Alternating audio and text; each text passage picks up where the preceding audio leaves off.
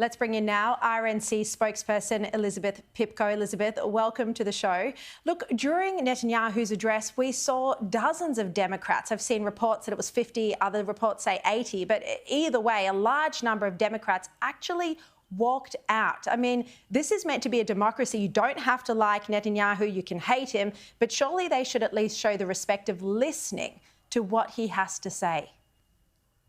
I completely agree. I said it yesterday, actually, unless the reports have changed. According to Axios yesterday, nearly half of elected Democrats did not show up for the speech. Like you said, they should just hear him out and listen to what he has to say. This is the democratically elected leader of one of our strongest and closest allies. It's also the leader of a country currently fighting for its survival against a terrorist group that is, like he mentioned last night, not just Israel's enemy, but also our enemy here in the United States. Let's not forget, there are also American hostages still locked up right now, still being held by this group. And he is fighting, just like we would hopefully be fighting, to release those hostages, to bring them home, and to not show up to his speech. The sheer disrespect from him, and by the way, respect from him, but also from the vice president. Let's not forget, this is a man who showed up knowing that nearly half of Democrats weren't going to be there, but not assuming that the vice president of the United States would not even show up, the person who's now the presumptive nominee running for president here for the Democrat Party,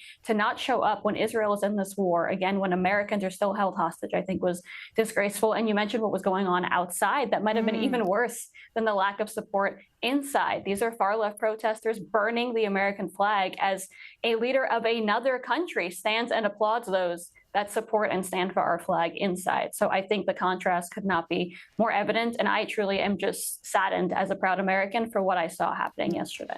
And you know what? It's not just that it was disrespectful to Netanyahu. He's a politician, he can take it. But Noa Argamani was there.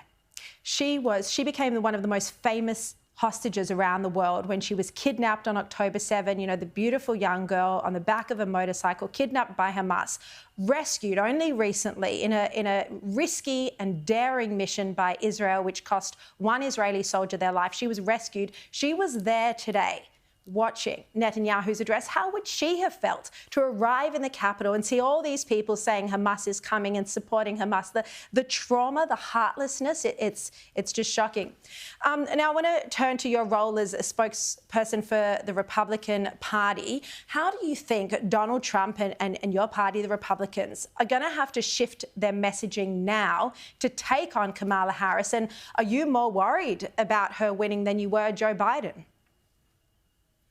So it's a fair question. It's what a lot of people are discussing right now. And I think for us, the strategy remains the same. Look, we can't deny the fact that Kamala Harris was on this ticket, right, with Joe Biden. She was in this administration with Joe Biden the entire time. She owns the failures of this administration. She owns everything that the American people are feeling right now. And she owns the fact that we still don't know how Joe Biden is doing. We still don't know how long he has been in this decline. We still don't know what happened at that last debate. We don't know what people around him knew, including Kamala Harris, and she has to own all of that because the American people deserve some kind of answer. So I think for us, it's about just being transparent here, being honest. Everybody knows everything they need to know about Donald Trump and where he stands on every single issue. They've known for a while that he was going to be the nominee as well. And for us, it's about going against not the individual that is Kamala Harris, but the policies of this administration, the policies of the left, and the policies that the majority of Americans agree right now are just not working for them.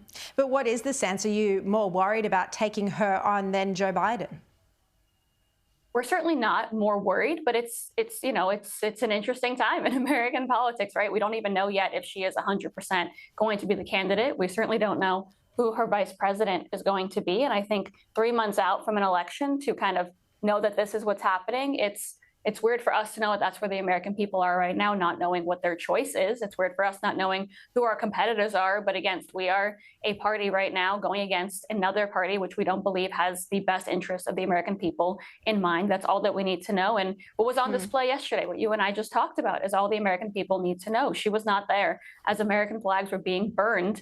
And a speech of our ally who's fighting a war technically with the American people right now to release our own hostages was completely ignored by her. And that's all people need to know about this candidate and this ticket.